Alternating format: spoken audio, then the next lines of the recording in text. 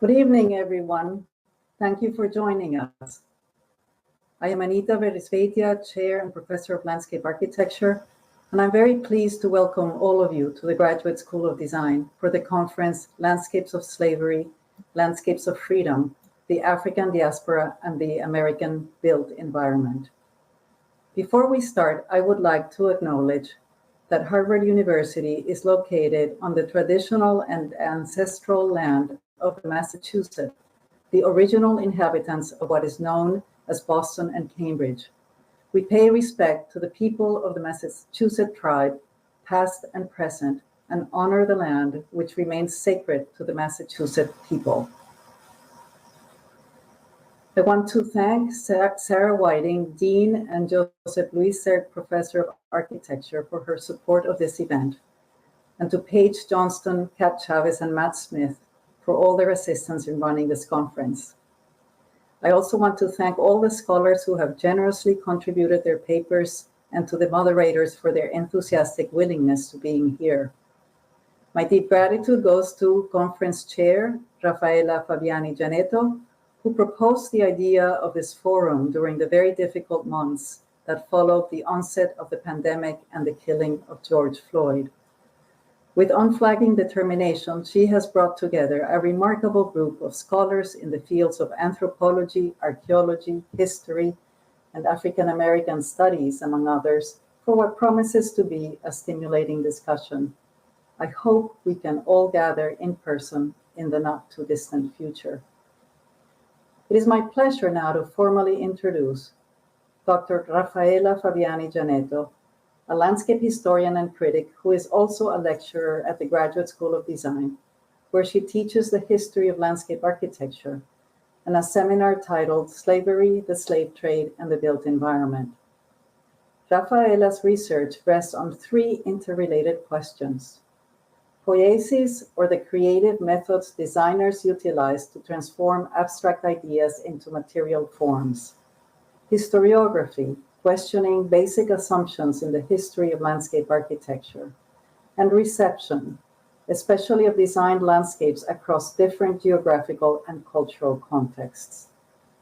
In her first book, Medici Gardens, From Making to Design, published in 2008, she argues that before form was conceptually separated from matter, and spatial layout studied at the drawing tables by means of tools borrowed from other disciplines, gardens were made on site, that is, traced directly on the ground, a reflection of the more utilitarian and practical concerns of topography and productivity, that is, they were indebted to agricultural practices.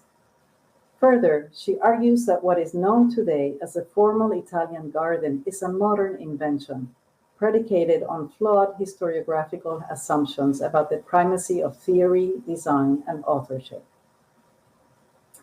Her work on historiography also has led her to explore how the writing of history can be teleological, informed by agendas that may be cultural or political. She has successfully argued that a historiography tainted by political propaganda in 1930s Italy was responsible for the definition of the Renaissance Italian garden as something fixed and never changing, either through time or through regional borders.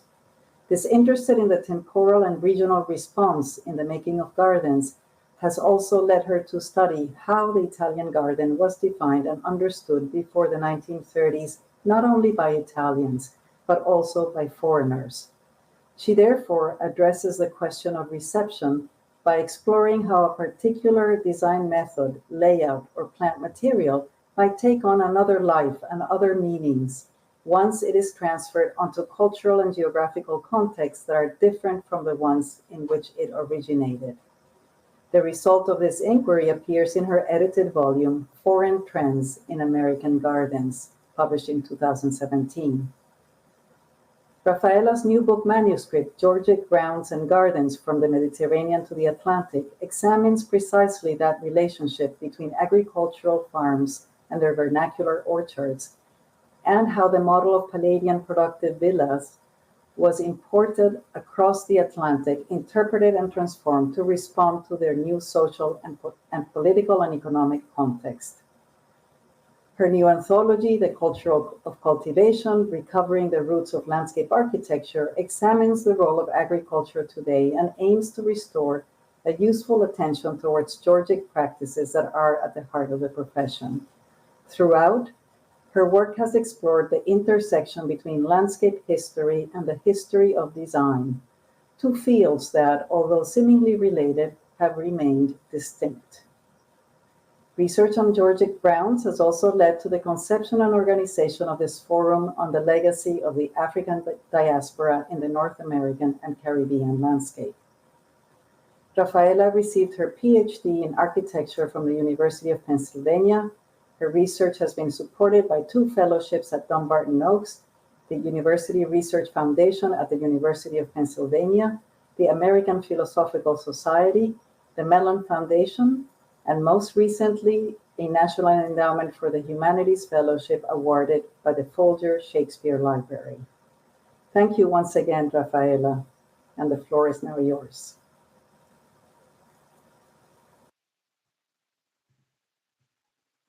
Thank you, Anita, for this very kind introduction. It is now my honor to introduce to you Mr. Michael W. Twitty, who is a culinary historian, food writer, activist, and living history interpreter. I learned about Mr. Twitty's work when he was invited by the Folger Shakespeare Library in 2019 to talk about his award-winning book, The Cooking Gene, A Journey Through African-American Culinary History in the Old South. And at that time, I was fortunate to be a fellow at the Folger, working on my own Georgia grounds and gardens. Mr. Twitty's talk was made to coincide with the Folger's exhibition, First Chefs, Fame and Foodways from Britain to the Americas. And he also collaborated with the Folger Institute's project, Reform Farm to Table, Early Modern Foodways and Cultures, which ended in 2021. This project was premised on the understanding that food is a gateway to understanding societies and cultures. I remember the opening night of the exhibition, which included a taste of early modern recipes, like the akara, which is still a favorite street snack of West Africa. The Folger's recipe, adapted by Michael Twitty, was inspired by Hercules Posey, a member of the Mount Vernon enslaved community, who was widely admired for his culinary skills, so much so that George Washington brought him to Philadelphia to cook in the presidential household. Now, a side note, I tried this one recipe at home, and it was nothing like what I had on opening night, probably due to the fact that there's way too many modern tools in my kitchen. In The Cooking Gene, Mr. Twitty shows the ways in which Southern food, agriculture, and the material and architectural elements that surround them are both products and reflections of diverse African traditions. He uses a non-linear approach to food history, an approach that reminds me of Èdouard Glissant's historiography, which allows him to investigate both the influence of culinary heritage in the development of African-American identities and the African influence on the development of Southern American cuisine. Mr. Twitty's book discusses the origins of specific ingredients, cultivation techniques, and methods of food preparation that can be traced to Africa and to a lesser extent to Europe, and which were adapted under conditions of enslavement in the South. For many of Mr. Twitty's ancestors, the cultivation of their yards and the creative processes of combining ingredients may have offered moments of agency and pride, but these were also couched within the injustices and deep inhumanity of enslavement. And the kitchen, he reminds us, was one such place of violence. There are several themes in the book that would be of particular interest to landscape historians and architects. Mr. Twitty challenges the outdated understanding of the South as a homogeneous region, and he proposes instead that there are multiple ways of seeing and being a Southerner. This is something that particularly resonates with me, as I myself have made the claim in my own work that there are multiple Italys, not just one, which should be something quite self-evident considering that Italy has many different regional cuisines. Now, Mr. Twitty's newest book is called Rice, and it's just hit the shelves. In it, Michael Twitty notes how rice stars in Creole, Acadian, soul food, Low Country, and Gulf Coast kitchens, as well as in the kitchens of cooks from around the world, which now find their home in the South. Exploring rice's culinary history and African diasporic identity, Mr. Twitty shows how to make the Southern classics as well as international dishes. And he concludes, rice connects me to every other person, Southern and global, who is nourished by rice's traditions and customs. Please join me in welcoming Mr. Michael Twitty. Thank you so much. I'm really pleased to be here. A little bit.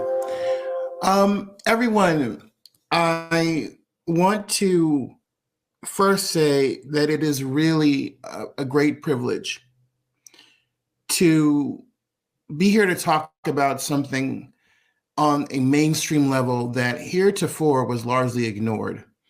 I was a part of the National Park Service conference on African and African American influence on American landscapes in 2001, not long before the attack on the World Trade Center and the Pentagon, et cetera, and in Atlanta. And it was a marvelous event, but it was also so late in the game. I mean, there were so many things that had been discussed and nourished for about 40, 50, 60 years, from Herskovitz onward, to Zerl Neale Hurston, to Peter Wood and many other scholars. And it was, looking back on it, it was fantastic to be in the presence of Judith Carney and Robert Ferris Thompson and many, such an array of African-American scholars, anthropologists. But it's long overdue. It's long overdue to see this lens through the realm of people of African descent and how they shape the world. I've often said that, you know, many of these communities that my ancestors and others' ancestors were a part of building were little Africas. And that's my terminology. I remember getting pushback about that very early, but one has to understand that enslaved Africans were not easy going when it came to subjugation. They were resistors, and we use the term resistance in a very broad and poignant way. Resistance wasn't just slave rebellions. It wasn't just the burning down of barns or fighting back or killing someone. Resistance was also cooking. Resistance was also gardening, as Anne Bowie will talk about. Hi, Anne. It was also maintaining the language, the words, the vocabulary from the homeland. It was shaping what the ground looked like, the landscape. It was being able to see Nigeria in what we now call Nigeria, Nigeria in Virginia, and what we now call Sierra Leone, Ceylon, my other homeland, in South Carolina, or Senegambia in Louisiana, or Benin in Louisiana, and other places. And having been to the continent now 7 times, 8 different countries, just being able to finally see things on the ground in West Africa has been amazing. It's been transformative, because I cannot go to the Deep South, the South period, but the Deep South in particular, without seeing glimpses of West Africa in my travels from 2017 to 2020. And that's important to our conversation. When we talk about the framing of slave food, I felt that was extremely important, because I think that there's a number of people who don't seem to understand the import or oversimplify what that terminology means. I will say this. People often conflate slave food with soul food. These are not the same thing. Soul food is something I've defined as the memory cuisine of the great and great grandchildren of enslaved people. A lot of people who were part of the Great Migration, North Midwest into the West Coast, and just beyond the borders of the traditional Confederacy. And it's so important to make that definition and define our terms. Also, I tend not to use the word slave unless it's more conventionally used. I use enslaved, as you've heard before. Enslaved is a condition. Slave is an identity. And sometimes we say words like slave plantation or slave rebellion. And I do that to be a little bit more concise, but honestly, whenever possible, I use the word enslaved to define the condition of the people and also to re-emphasize their humanity. These are my ancestors, the ancestors of many people on this call, and quite frankly, the cultural and historic ancestors of every single inch of the Atlantic-facing parts of the Americas, the Caribbean, from Quebec down to Argentina, is part of this story. These are the ancestors of a large swath of the population of Las Americas. So having said that, I want to get into what we mean by slave food and what we mean by repurposing and organizing, redefining. I think that for me, one of the biggest issues in creating the cooking gene was, how do I tell a story that is not linear, that is created by people whose understanding of time and space isn't a straight line, with a history and a culture that has been suffered many disruptions and interruptions in the course of its history. I mean, how do you write the history of ancestors for whom, unless they were recorded as a piece of property on a piece of paper that can be found someplace, or was downloaded or written in the Bible or wasn't burnt down, there are no lines, there are no boundaries. There's no there's no literature that says they were here.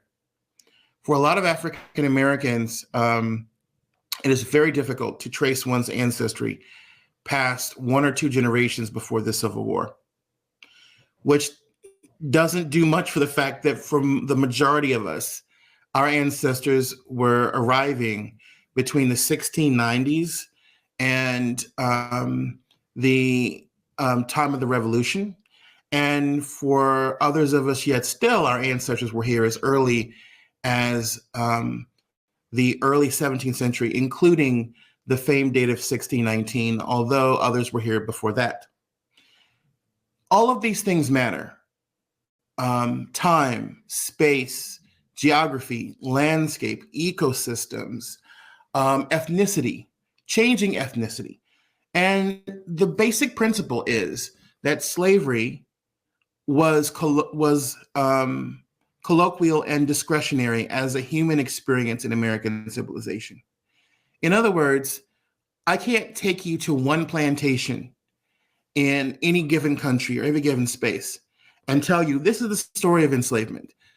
No, that's one narrative in a larger history, in a larger piece about what it meant to be enslaved. And I'm so happy that as a part of this conference, we have people talking about urban environments, talking about spaces that aren't often discussed. Justin's talking about ecology, which I'm so pleased to have a fellow explorer here.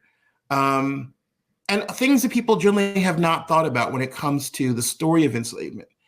A lot of times, one of my great frustrations with American media is that enslavement is talked about as a challenge to American democracy and the ideals laid down by the founding fathers, as opposed to the lived experience of enslaved people, of Black people, of free Black people and enslaved people.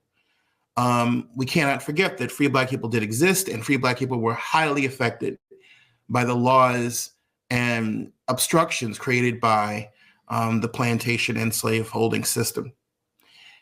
And given that, there's so many approaches that can be taken to talking about the food of the enslaved. And the food of the enslaved is important because it's not just a matter of subsistence.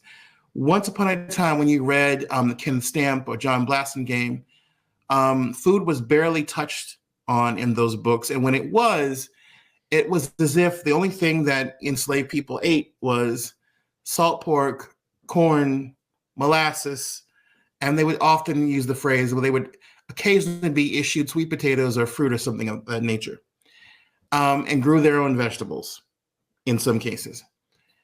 And that's a very plebeian, rough sketch. But what it does is it denies us the opportunity to see the domestic life and the folk life of the enslaved people, especially when it comes to their comestibles, their gastronomic culture, as being important.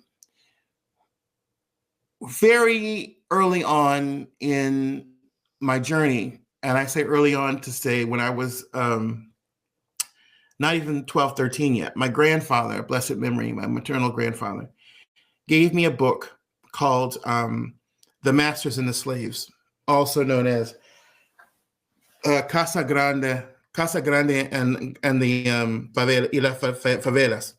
And it was a book by, I know Portuguese speakers, I know I messed that up.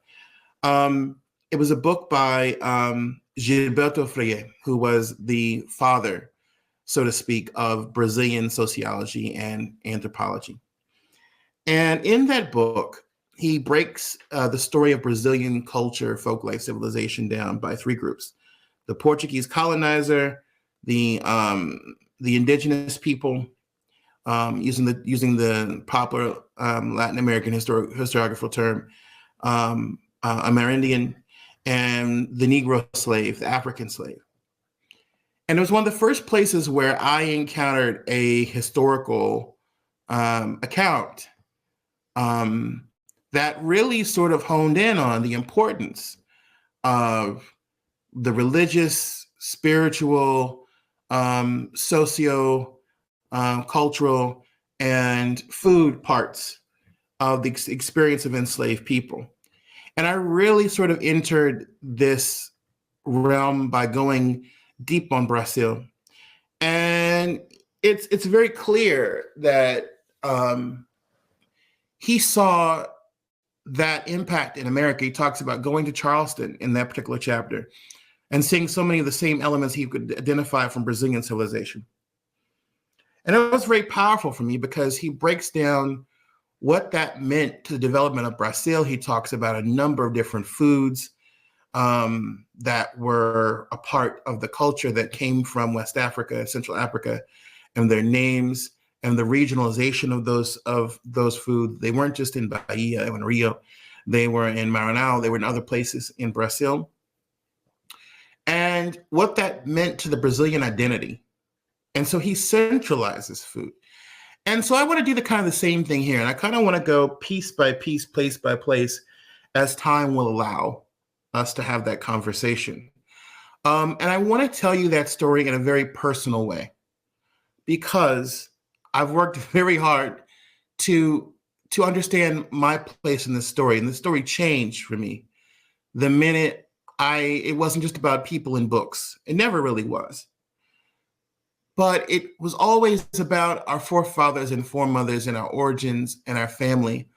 But then when I started to do genetic genealogy and other work related to that, along with traditional genealogy, I was able to make the formal connections to at least begin to put the mosaic back together. So my family, this body that you see in front of you is about a quarter European, a couple percentage points Native, a couple percentage points East Asian by way of Madagascar, a couple of percentage points Middle Eastern, and South Asian. So there's a little bit of me from all over, but the biggest chunk is from West Central Africa and Southeastern Africa. My ancestors were ranged all the way from the Wolof of Mauritania and Senegal to the Malagasy of Madagascar, to the Akan of Central and Southern Ghana, to the Mende and Temne of Sierra Leone, to the Fulani of the Senegambian and Sahelian plains, to the Igbo and Yoruba and Edo, to the Bamana and Malinke of the kingdoms of old Mali to the Soninke, kingdom of old Songhai. And to be able to say that, plus Congo, but not just Congo, but the Sundi people of Congo, is a matter of great pride for me, but also to be able to tell you how those individual ethnic groups and peoples and large swaths of population fit into the American story of how culture is built. The beautiful introduction, I thank Raffaella for that. It really gets to the heart of what my work is about. It's about both the world that was created by the enslaved and free people of color for themselves, and the world that was created by force, but also through choice with their slaveholders. I mean, ultimately, they made a decision as a people to insist that their culture was at the table. And because they did that, I dare say that the culture of enslaved Africans in the New World was unlike any other culture of people who were enslaved in history, most of whom were forced to blend in and completely assimilate and have their cultures completely destroyed. I think the more amazing part isn't that there was so much lost, but there was so much retained.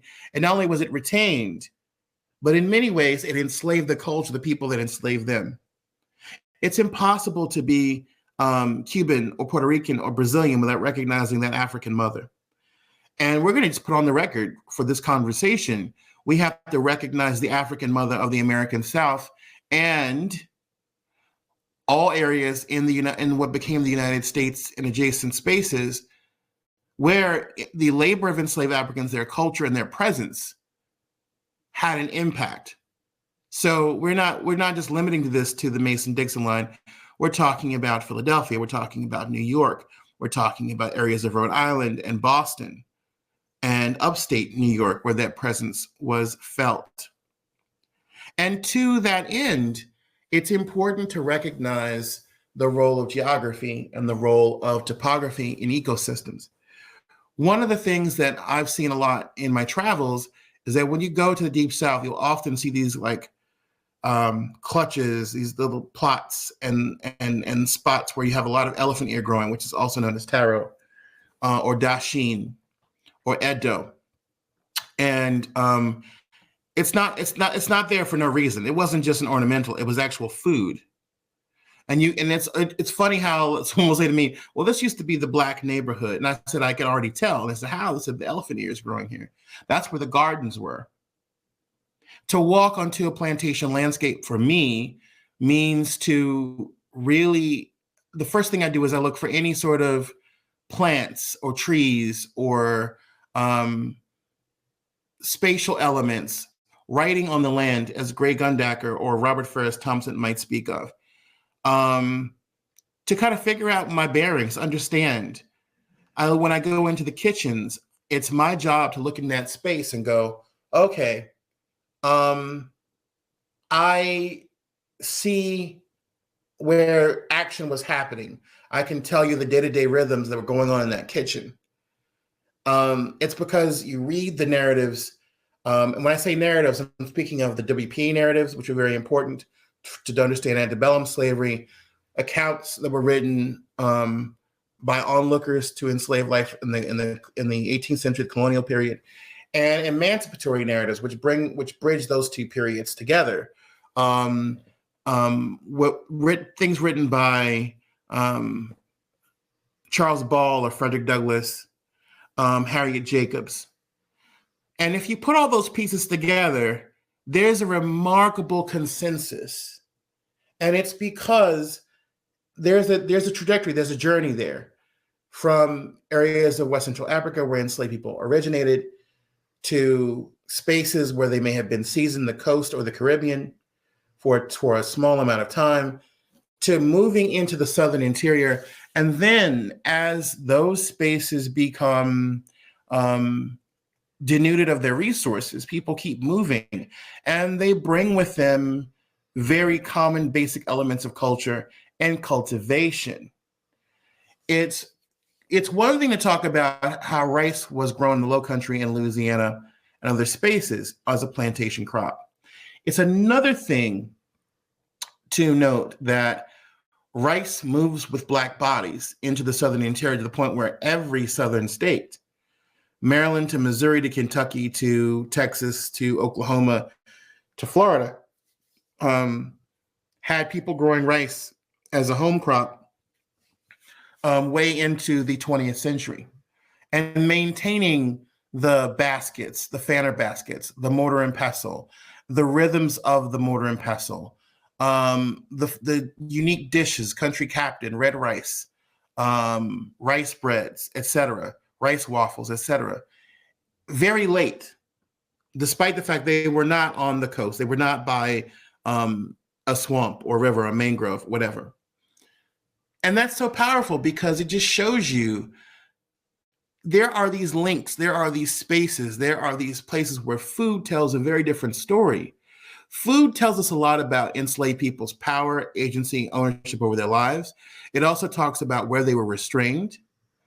It became very clear to me going from Ghana back to the South that I was looking at foods and traditions which would have been exceptional for our long-term health and viability. But as an enslaved person, you simply had no time to execute certain dishes you did in West Africa, or certain staple ingredients like banku and kenke, which are both fermented corn dishes. They had the corn. They had all the ingredients you needed to make it: water, time, fermentation. But they didn't have the time part. The time part was missing. It was eked out of them by tobacco, by rice, by cotton, by sugar, by corn, by wheat, by rye, etc. And it just goes to show you what happens when those monocultural kings and queens take over the diet.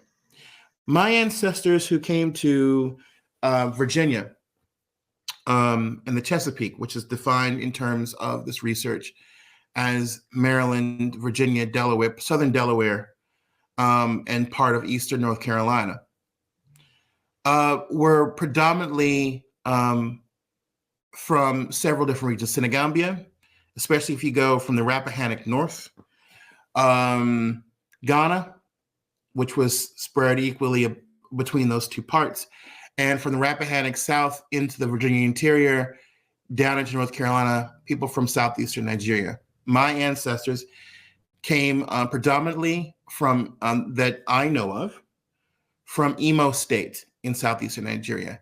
And that is about 2 to 3 days walk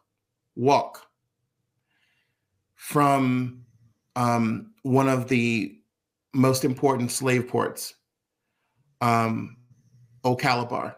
Then there's Calabar, and there's Bonny, and there's New Calabar, which are a little bit, some of which are a little bit further.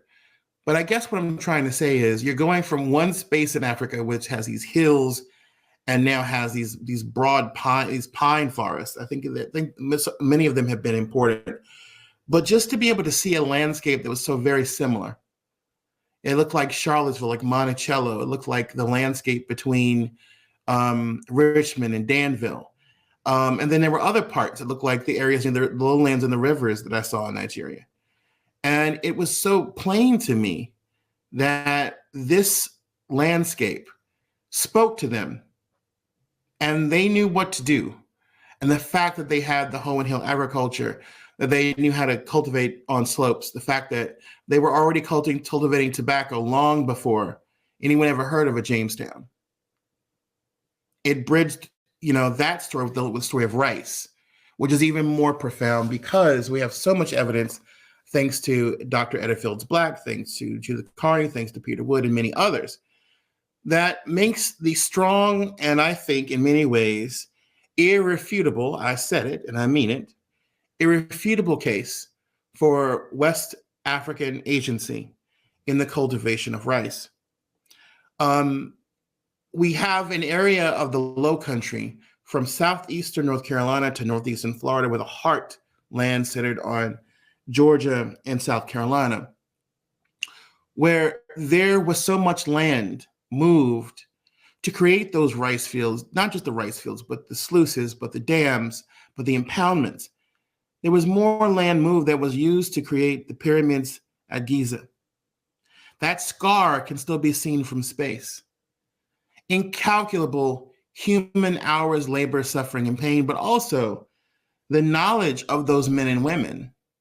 You know, when you ask a lot of African Americans who have had their DNA done, who have received results of Mende or Temne, Limba, Crew, etc., you ask them, so it's on your mom's side, right? I'll say that. And they say, how did you know? And it's because the women were the bringers of the knowledge to cultivate the rice and to process the rice. There was a great level of sexual division in terms of labor for growing rice. Men generally cleared the fields and prepared them. Women planted, cultivated the rice and helped process it. Men and women harvested the rice together.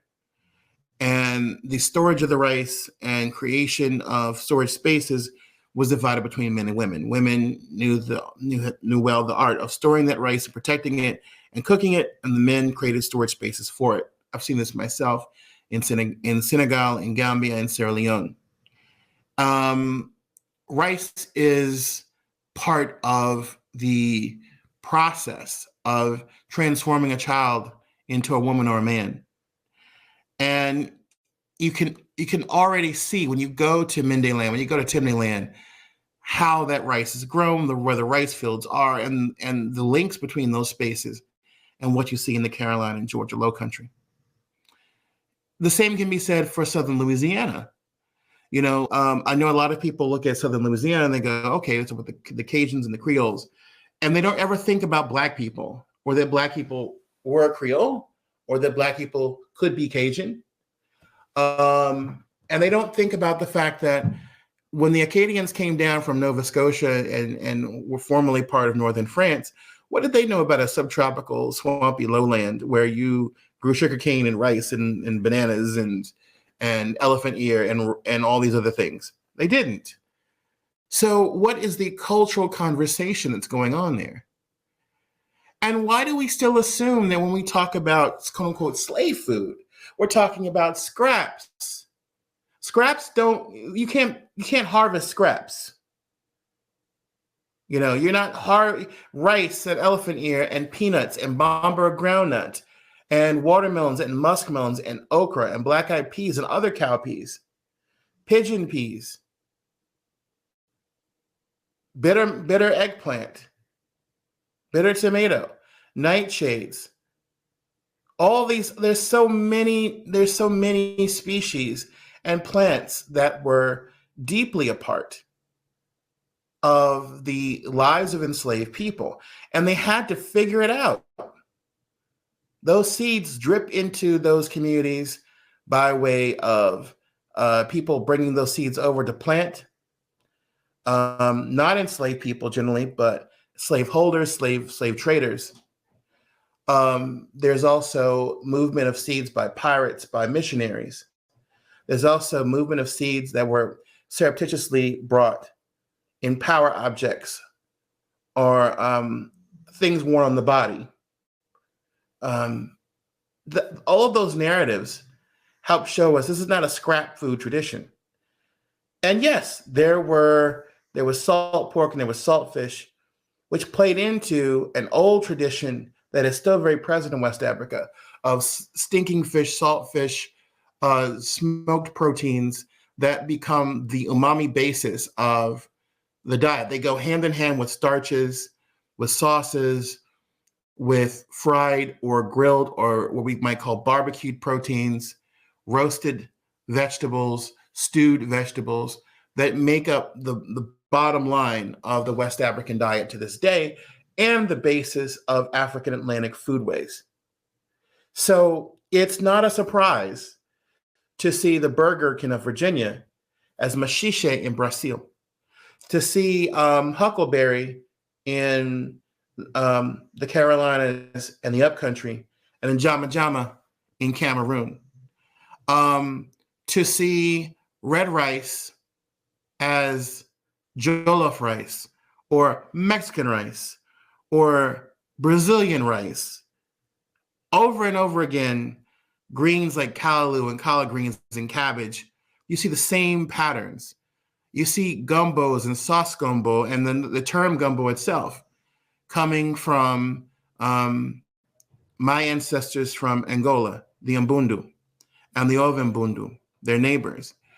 And to note that these words like okra, which is from Igbo, okuru, and there's not just one Igbo language, by the way. It's a language with many dialects. Oftentimes in West Africa, the standard version of a language is a language they translated the Bible into. And that should be noted, that we're not talking about one group, one country, one space. We're talking about identities that were essentially sorted out as a means of responding to slavery and colonialism. So I don't want to mislead anybody that there was one chunk of one people in one place, and that's iconic. That's not how it worked. People often shifted ethnic identities and absorbed other cultural elements in the Americas in that literal space between exile and enslavement. So the fact of the matter is, Africa still has 2,000 indigenous food plants, hundreds of sources of protein, from insects to fish to small mammals to big game to domesticated animals. Africa was not a starving continent. And then it absorbed the food of Southeast Asia very early on, thousands of years ago, by the Indian Ocean trade, banana, plantain, to the point where banana and plantain are far more diverse in tropical Africa than they were where they started in Southeast Asia. And again, they moved with people. My Malagasy ancestors brought Asian rice and these other crops to Madagascar and Southeastern Africa.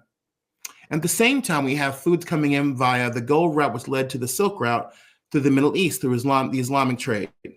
Then you had foods coming across from the Mediterranean and also by way of the caravels from Spain and Portugal. And then later on, foods brought in by Western Europeans, from the Danes to the Germans to the French to the English, in addition to the Spanish and Portuguese.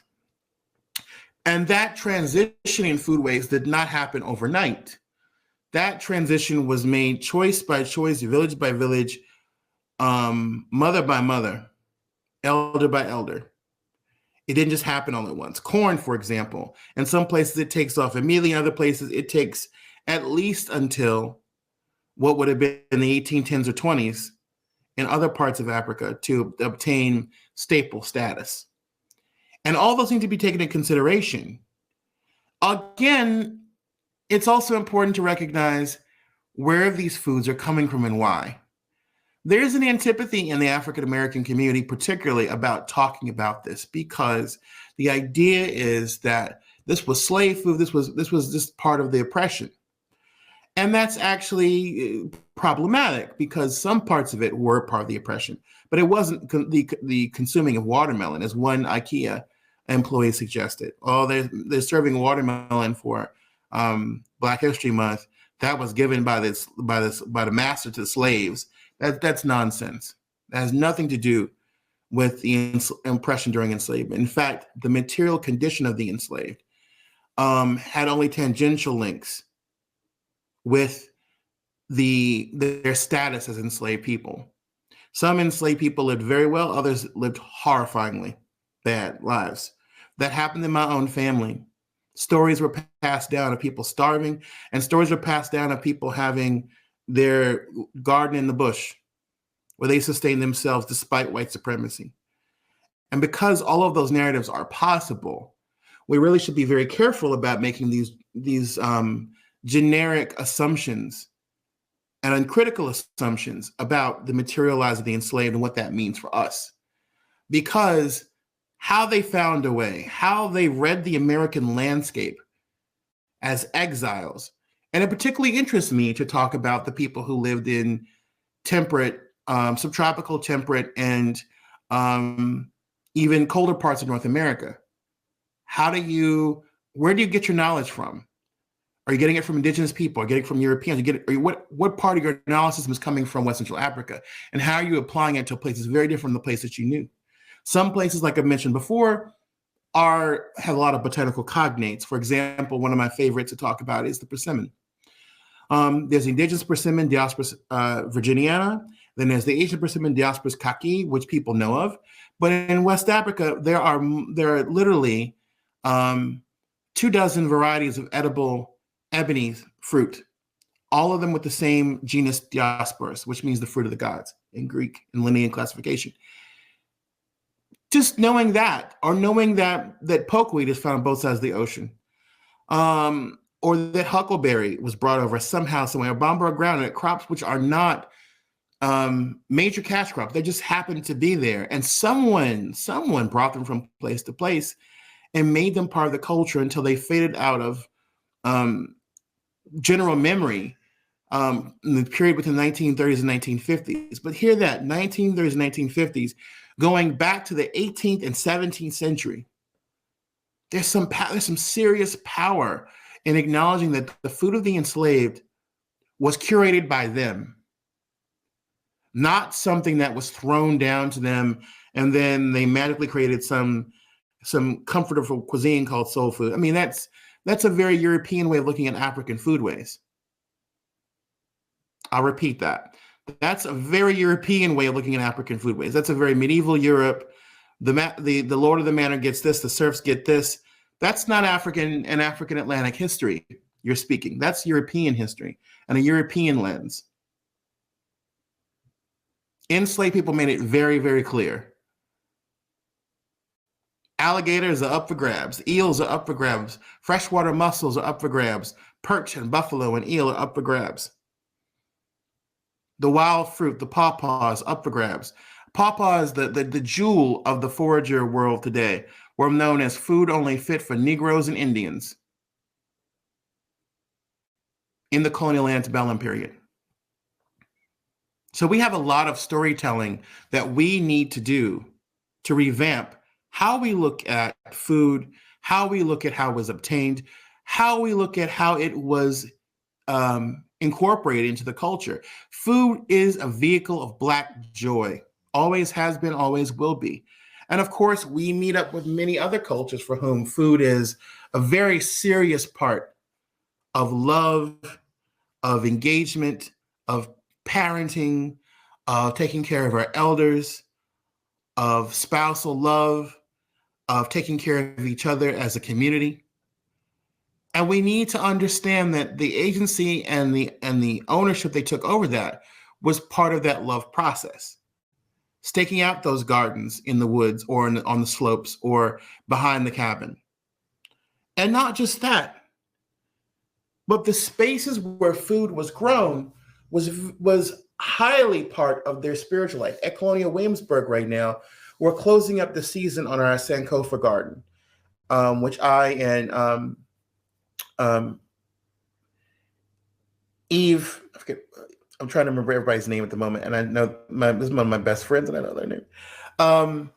Eve and Robert and I have worked on, and Eve has been a great help in sort of helping us remind people.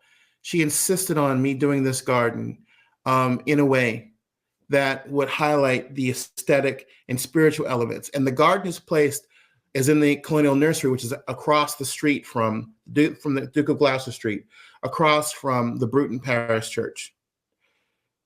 And it's interesting that people should come by and they see the skulls, the deer, and the small animals, and the beads, the blue and red cloth shells and other things, and they're going, well, what's all this about? Well, you are in an African-based space, and this okra and these hot peppers and these other elements from different parts of the African Atlantic experience are confronting you because you need to understand that those pumpkins and those watermelons and those black-eyed peas and those peanuts and those beans and those tomatoes and sorghum and egusi melon and other things were growing, cymlings, etc. And now collard greens, kale, other good things. They're there to tell you a story, but so are these pieces that represent the four elements of nature, the ancestral spirits that people brought with them, that they remembered the names of, and the ones that they didn't.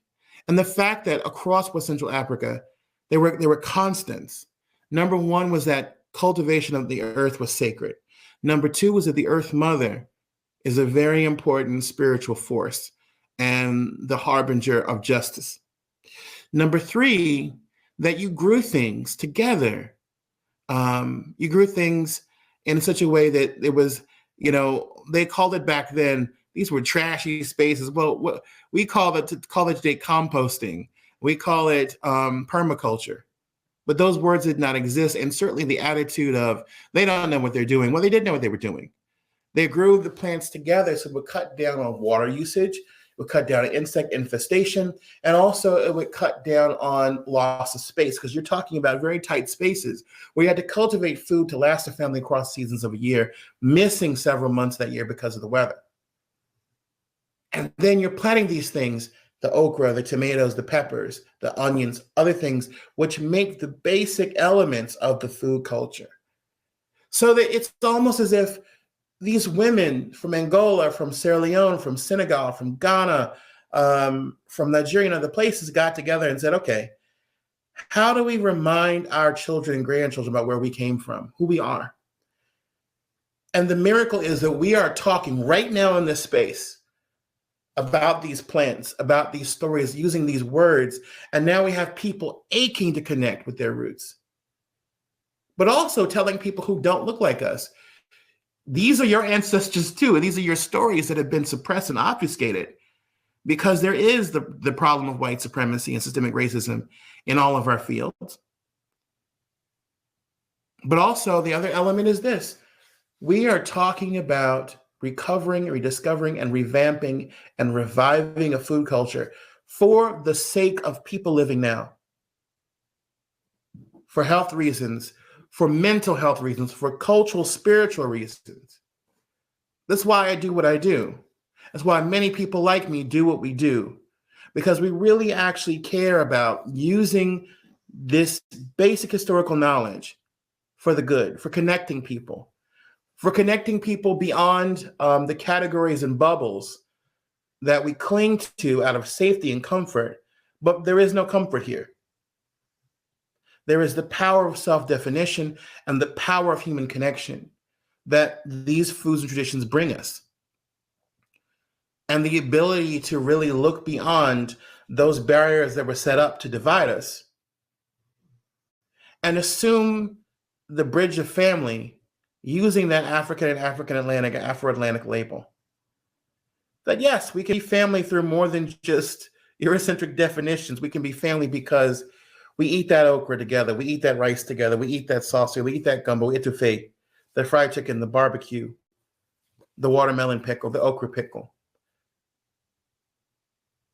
the peanut soup and beyond, sesame.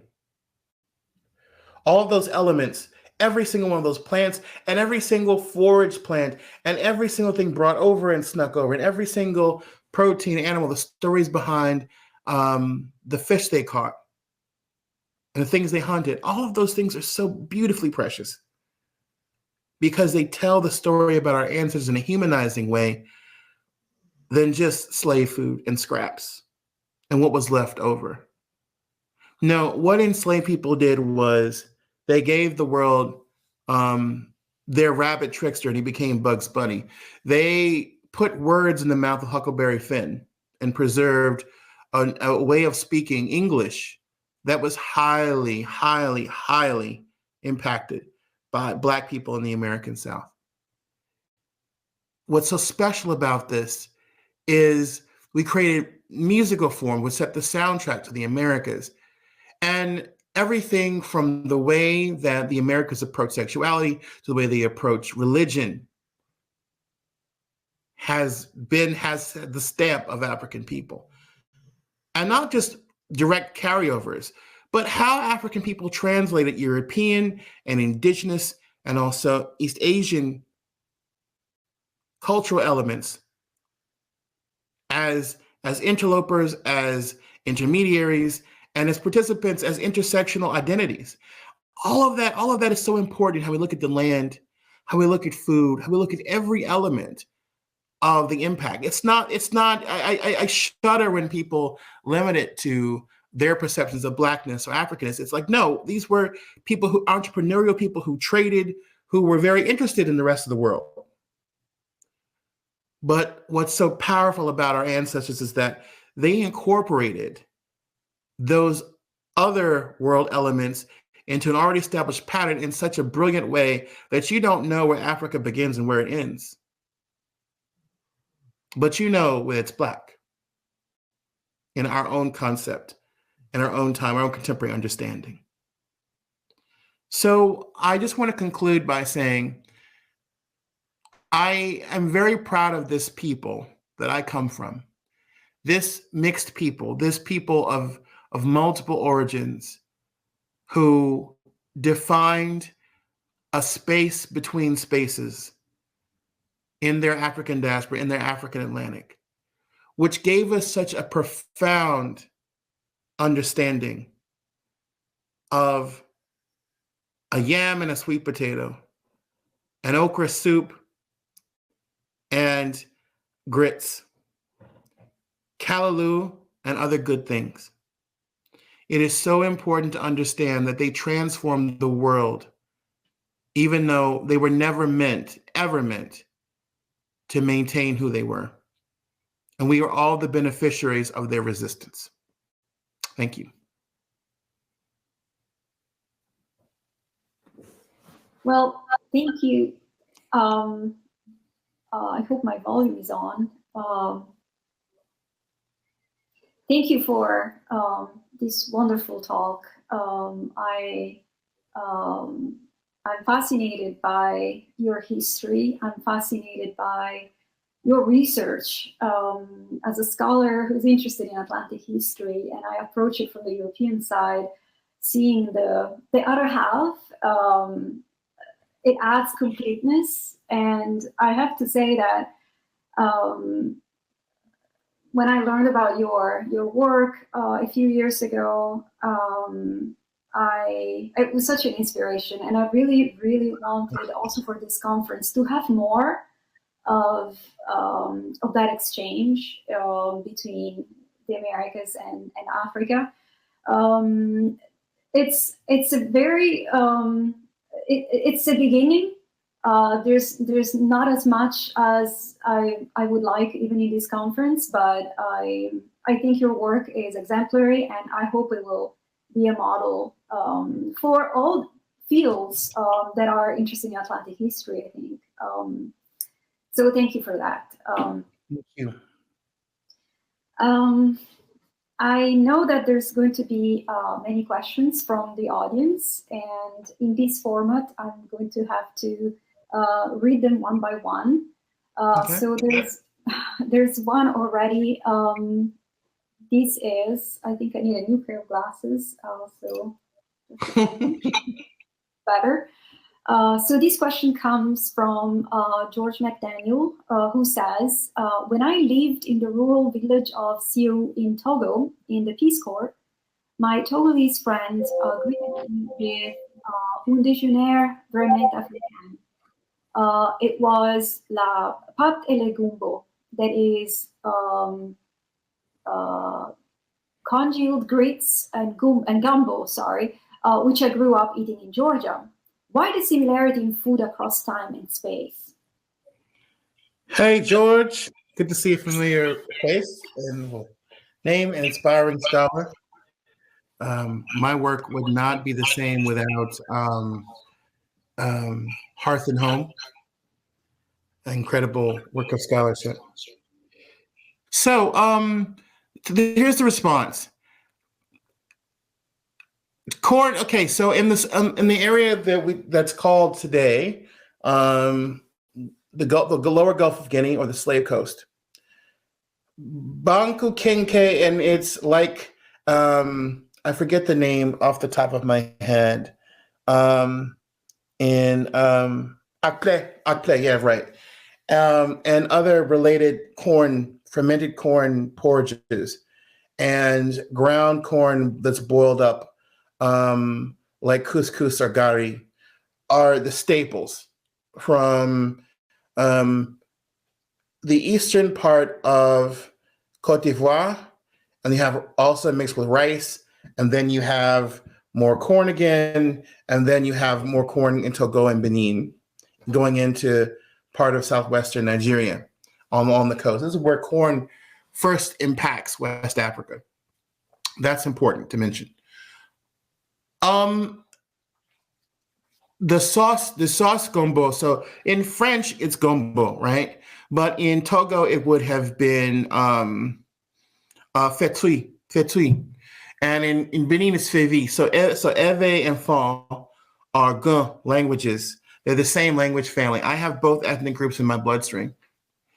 And I've been to both countries. And it's very common to have what we in the South call okra and tomatoes, which is okra, tomatoes, and onion. Which might have been eaten over rice or grits or what have you, as the sauce. Of course, seasoned with hot pepper. And you see the same exact dish in the Caribbean in some places, and the same exact dish in Brazil. So in one part of the Caribbean, it's called funchi, right? So it's okra and corn. But why the similarity? Because it in the words of one of our scholars, it was the same boat with different stops. These places, it wasn't just one to one. It was these boats, these slave ships. They transferred similar people to similar spaces, and of course, this was negotiated economic power. It wasn't just, hey, let's get some enslaved people. It was literally like, oh, I have a connection in Liverpool who'll deliver us enslaved people from Bunce Island in Sierra Leone, who will deliver us enslaved people to Charleston, and so on. So, these were economic engagements, interactions, which were completely orchestrated, curated. Nothing was left to chance.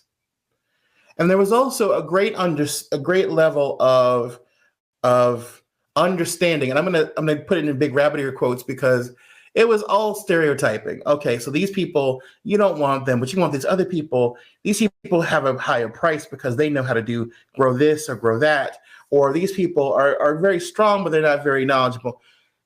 Those conversations among slave traders and among slave holders are very important to understanding the distribution of ethnic groups, but also what those ethnic groups brought. So for example, the English would say the Igbos, the English and the French would say Igbos hang themselves. In other words, they were given to depression. Not really. They're basing off of some narratives of resistance by suicide. But for example, rice was grown outside of the rice belt. People don't often understand that as well. It's not just the rice growing countries, in places where rice was grown as an anomaly, like southwestern Ghana and part of Angola and part of Benin. But also rice was grown by people who were actually producing food for the trade itself. African kings and elites who were very much a part of the trade, who wanted to provide food for slave ships.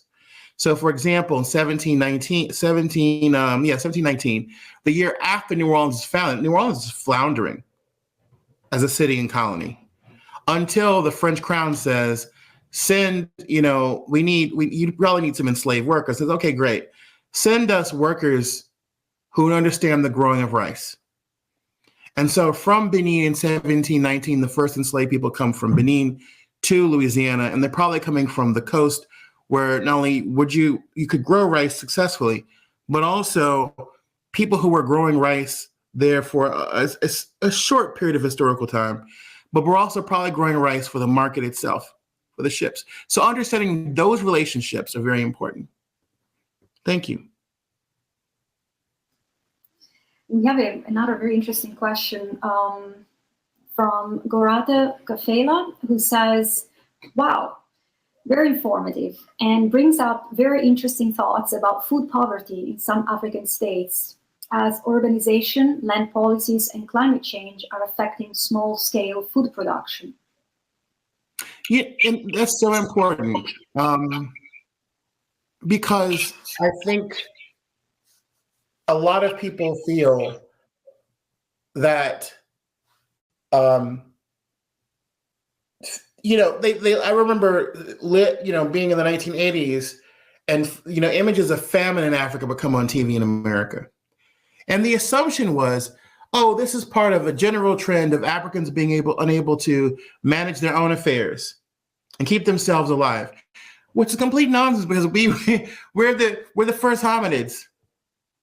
We've been growing food and cooking food and gathering food and hunting food for thousands upon thousands of years, right? Colonialism took people out of that, local specific food market. The food markets were very important. Keeping people fed was very important. The inclusion of foods from the Americas and the places which had high yields lead to the proliferation of the population, and that creates certain challenges which lead to the commodification of human bodies. In other words, the more food, the more people, the more contested resources in a space. And not to be too Malthusian about it, but what do? We have all these people, and you have, growing encroachment on other people's land and spaces. Well, then the people become a commodity as well. And in fact, become probably one of the most valuable commodities in Western mercantilism and capitalism. I've often said that in a very solemn way, that the womb of my ancestors was the most valuable thing in the Americas. So that point is so important to understand, that it's these pressures. I mean, I would even say in the American landscape, we would forage, we would hunt, we would fish. But what happens when those lands and the areas that we used to do that become privatized outside of the scape of Black communities? We have to depend upon industrial food and corner store food culture instead of being able to get the foods and resources their ancestors did, because they had access to land, had access to nature. I mean, it's a really important problem to address. Not to mention the fact that it's climate change, not the attempt to destroy the West, that is moving people across the globe into places they normally would not be. So we have to acknowledge, we have to look to our history to solve some of our contemporary problems. Thank you. There's another question from Patrick Downs. He says, thank you for your work. Would you please say a little more about the project at Colonial Williamsburg, and especially the relationship of the garden to spirituality and spiritual refuge? Yes. So let me think about this. There was a moment a few weeks ago where I was talking to Eve Otmar, there you go, and the director of the Colonial Nursery and Garden. And she said that she was explaining to a couple some of the things that I had taught her about the space and how it was used, and the elements of, spiritual autonomy. And they walked away. They were unwilling to hear about anything African, non-Christian, older white couple. And she said that the woman was bemused by the idea there were power objects. In other words, she was laughing at the idea of that this might be superstition in her mind. But she's not thinking about it from the perspective of the enslaved, where it's like, okay, how do I use the processes that I feel can exert some control in a life without much control? We do this in our own ways all the time, whether we're rationalists, humanists, or full-on theists. Every human being wants to be able to control reality in a chaotic world. But it's beyond that. It's the idea that Williamsburg was not a quaint white town. It was a 52% Black city and one of the wealthiest colonies in the British North American mainland. And it was surrounded by counties that were 50, 60, 70, and 80% Black. with Yorktown, where my ancestors and many others enslaved ancestors before 1760 came right from West Africa to a spot that still exists. It's called the Great Valley. So you're surrounded by this influence, whether you see it or not. You're surrounded by these foods, these words, these languages, these people interacting. And so how does it all get interrupted? Well, by the time that the revolution comes around, there's a small period where, the children of the enslaved are becoming more American, but still have one foot in the African Atlantic tradition. And they always will. But that's that generation. After that generation comes the spread of Southern plantation culture west after the revolution. And also 1793 of the cotton gin, which means that a Black body will be sold 2-3 times in a lifetime, which means that interrupts generational continuity. Whereas if you look at people who remained in those spaces for generations, from the beginning of enslavement to the end of enslavement, it's a very different culture than in other spaces. I'm talking about the Tidewater of Maryland, Virginia, North Carolina. I'm talking about the low country of South Carolina and Georgia, with spots of North Carolina and Florida, and the area between New Orleans and Mobile, and even over to Galveston. It's a very different reality, cultural reality. So for us to put those emblems up, we talk about the shells, the color white. We talk about the fact that, we're not making this up. These are things that have been found in situ in archaeological sites. The crystals, the quartzes, the gourds as these spaces that arrest spirit. And the very fact that it's facing this historic church, Anglican church, where Black people, if they were Christian, were bade to be on their knees at the back of the church and never mix with whites in God's house.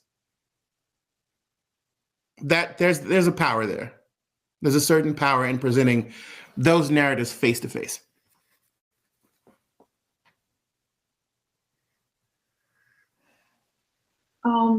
There's so many questions for you, so it's difficult to sift through them.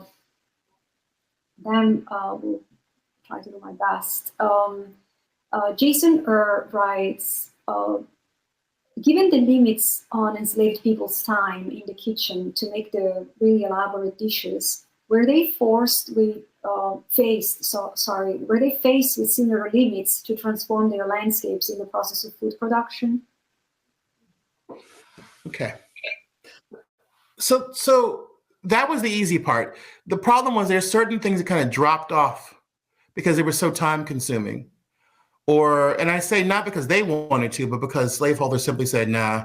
And that's why a lot of people saw there were some slaveholders that were very much hands off because they just felt like, okay, if they do for themselves, that's cool, as long as it interrupt my time, my clock. And there were others who insisted on a central kitchen for weekday food so that they wouldn't waste 1 second, 1 minute cultivating their own lives, households, and families, right?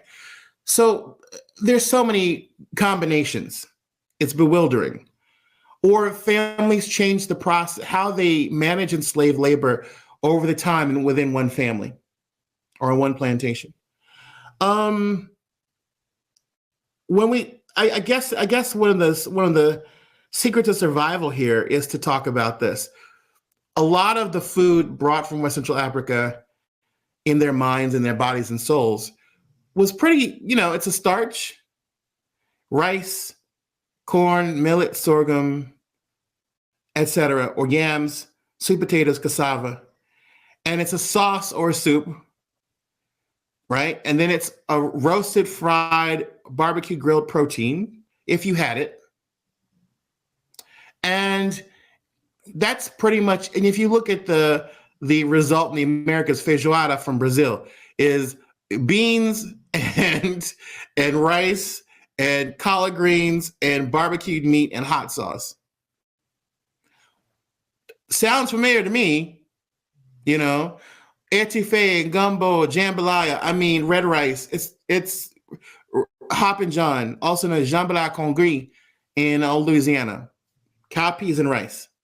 Also known as chebo niebe in Senegal. Cheb, rice, niebe, black eyed peas. It's easy to duplicate a food tradition that it's not heavily based on hierarchical technique. That's a key factor. Like inherent in the cuisine is this survival thing, which it's not hard to preserve that because you have but what's hard to do is impart the flavor and, dare I say, the soul. Not everybody's polenta is good polenta. You know, not everybody's bread is good bread. It's all contextual. It's all based on the seasonality and the ingredients being at their prime, and also the feeling one brings to the pot. That's why I love when I was in Italy so much, because I didn't need a phrase book. I knew when someone's nonna was cooking, it was going to be good. I had a responsibility to eat what was ever on that plate. And I was not about restaurants. I was like, okay, take me to your mother's house, grandmother's house, take me to whoever does the food the best, because I knew the soul would be in it. As I said on High on the Hog, we're the only people that named our cuisine after something invisible like love and God and called our food soul. There's a reason for that. Thank you for that fantastic response. There's another question from Maria Pinto, who says, I'm struck by the importation of African crops into these plantation spaces, but I'm utterly fascinated by any evidence of foraging unfamiliar foods, or just familiar enough in these new spaces. So she asks, in your work, have you come across traditions of specifically mushroom foraging in Black communities? Knowledge either brought over or gleaned while here? Okay, so here's the thing. That also is something that it really gets me in the heart, because what it says is people took the time when they landed in Brazil, when they landed in Jamaica, when they landed in Haiti, when they landed in Veracruz, when they were in Florida, when they were in Louisiana or Kentucky or Philadelphia or New York or wherever, to say, okay, what reminds me of home? We already know that other people did this, right? The Scandinavians come to the upper Midwest and they see landscapes and things that remind them of Sweden and Norway, and they maintain traditions. The fact that Africans did that all over, it's part of our ethnobotany. It's part of our DNA. It shows you a couple different things. Number one, they were determined to make the best of their exile despite being in exile. Number two, it also helped them resist enslavement by saying if they could possibly go to Dismal Swamp, or go to the Everglades, or go to the Bayou, or go to wherever, or even go to other islands, go to the Caribbean, other spaces. It was, how do I resist by being able to survive without the plantation system? Another part of it is just the fact that they were amateur botanists, they were amateur zoologists. They understood that they read nature like a book. They were asking questions. They weren't just saying, okay, this is quinine, right? Great. But it was Africans who said, oh, there's this thing we have called malaria-ish, whatever they called it.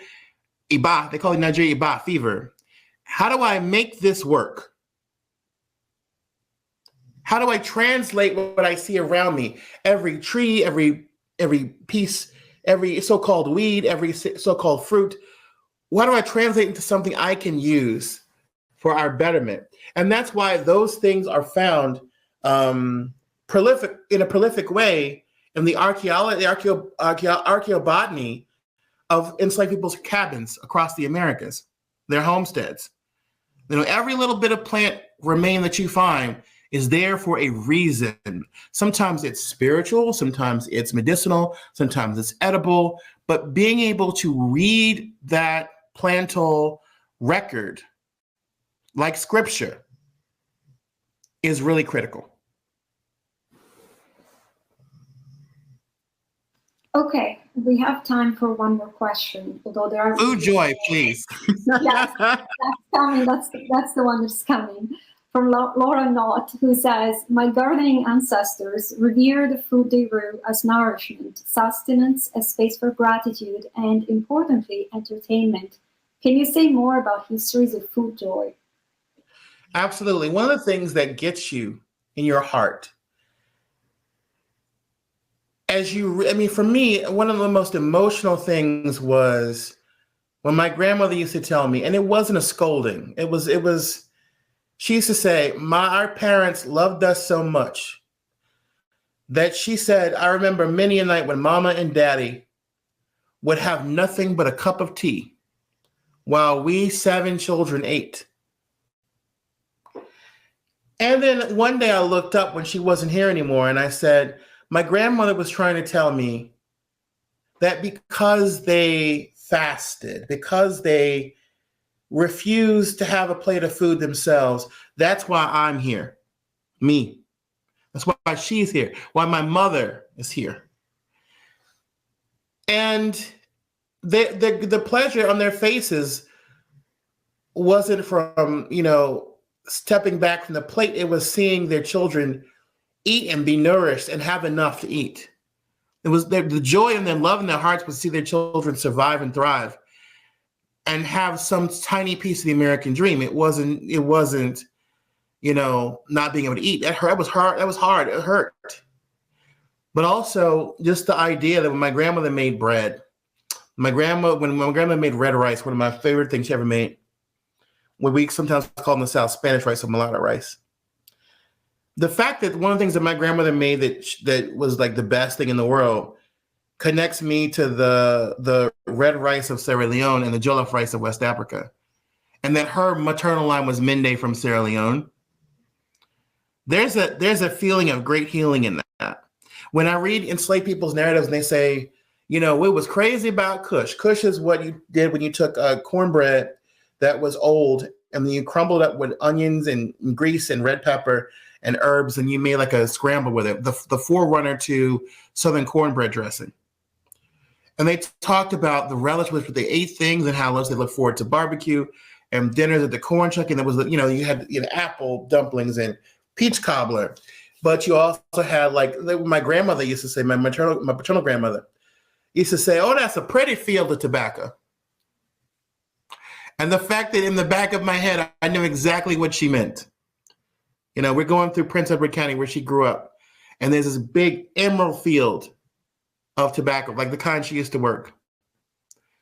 And the smell is like, I hate to admit this, but the smell is like heavy mint.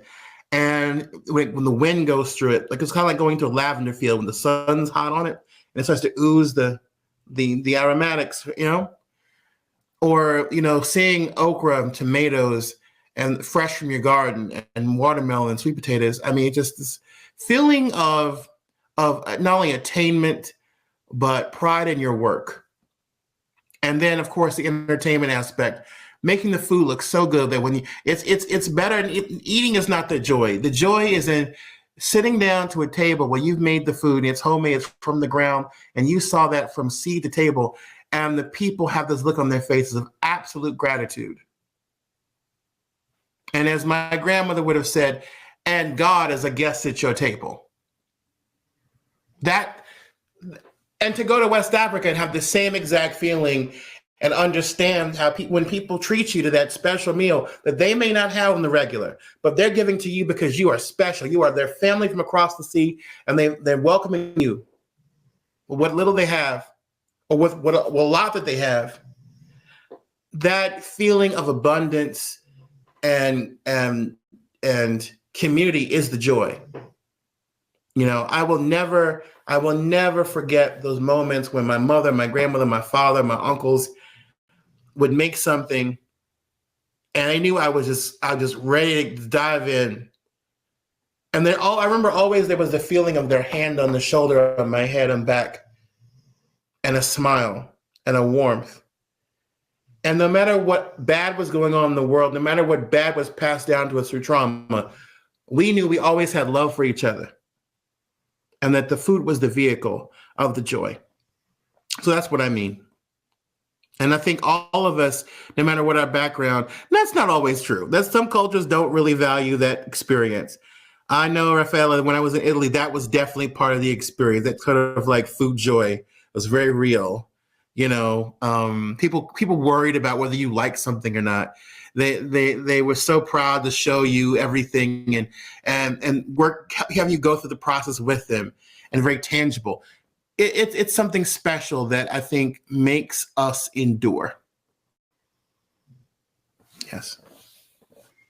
Well, that was really put beautifully, and I think it's a perfect ending to your talk. I hope you'll be able to join us these 2 days. So absolutely. Fantastic. I'm very happy to hear. The only regret is that we cannot be in person in the same space. But I hope that there will be other occasions. I certainly hope so. So with that, I thank you, and I thank the audience and the school, and I'll see you tomorrow. Absolutely. Thank you, everyone.